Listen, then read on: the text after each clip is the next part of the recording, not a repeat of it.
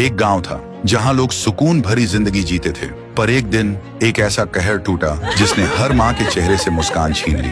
School के बच्चे एक एक करके गायब होने लगे। लोग इतने डर गए थे कि माँ बाप अपने बच्चों को स्कूल छोड़ने और लेने खुद जाने लगे। और इसी गांव में एक छोटी सी फैमिली भी थी, नेहा की फैमिली। नेहा एक मासूम, हमेशा मुस्कुराने वाली लड़की। उस दिन उसका बर्थडे था। गांव के हर एक बच्चे को इनवाइट किया गया था। सब मस्ती कर रहे थे, तभी एक छोटा सा बच्चा आया और बोला, नेहा, बाहर कोई तुम्हें बड़ा सा गिफ्ट देने आया है।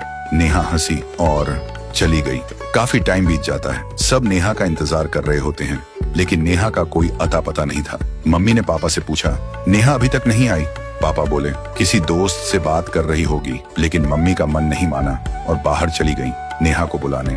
मम्मी बाहर आकर देखती हैं, दूर दूर तक कुछ नहीं था, बस एक लड़का खड़ा था। मम्मी उस लड़के के पास गई और बोली, इधर कोई बच्चे को देखा? नेहा, मेरी बच्ची? लड़के ने बोला, मैं कब से यही हूँ, मैंने किसी को नहीं देखा। सुनते ही नेहा की माँ जमीन पर गिरकर चीखने लगी। कुछ देर बाद पुलिस आई, तलाश शुरू हुई और आखिरकार एक ब्रिज के नीचे नेहा की लाश मिली। आंखें बंद, चेहरा बेजान, पर दर्द जिंदा था। देखते ही देखते लोग इकट्ठा हो गए, लेकिन किसी को नहीं पता था कि किसने किया। एक साल बीत गया, गांव में एक नई फैमिली आई। उनको कुछ नहीं पता था पिछले घर के बारे में। एक रात जब सब सो रहे थे, एक डरावनी कॉस्ट्यूम में उनकी छोटी सी बच्ची के रूम में कोई घुस आया। पापा ने आवाज सुनी, भाग के आए और देखा बेटी गायब थी। वो घबराते हुए इधर उधर ढूंढने लगे और तभी एक पुराने घर से चिल्लाने की आवाज आई। पापा तुरंत वहां गए और देखा एक डेस्क पर बेटी बेहोश पड़ी थी और उसके सामने एक छुरी लेकर एक कॉस्ट्यूम में इंसान। पापा चिल्लाए, कौन हो तुम? मेरी बेटी को छोड़ो। और उस इंसान ने अपना कॉस्ट्यूम उतारा। पापा ने देखा वह एक औरत है, उसकी आंखों में बस नफरत थी। पापा ने बोला, तुम ये सब किस लिए कर रही हो? और फिर उसने अपनी कहानी सुनाई।